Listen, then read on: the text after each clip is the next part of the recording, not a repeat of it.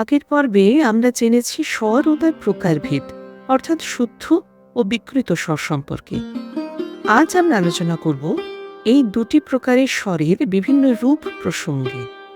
শুদ্ধ বা প্রাকৃত স্বরের আছে দুটি রূপ, চল স্বর ও অচল স্বর। সা পা। এ দুটি স্বর কিন্তু অচল স্বর। এখন প্রশ্ন হলো কেন?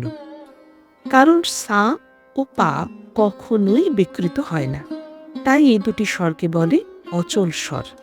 অন্যদিকে সা ও পা ভিন্ন অবশিষ্ট 5টি স্বরকে বলা হয় চল স্বর, কারণ এই স্বরগুলি বিকৃত হয়।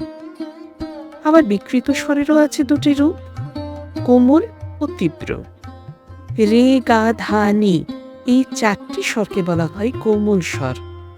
আর মা এই স্বরটিকে বলা হয় তীব্র বা কড়ি। ষোড়সপ্তক, সঙ্গীতের এক সত্যিকারের যাত্রা।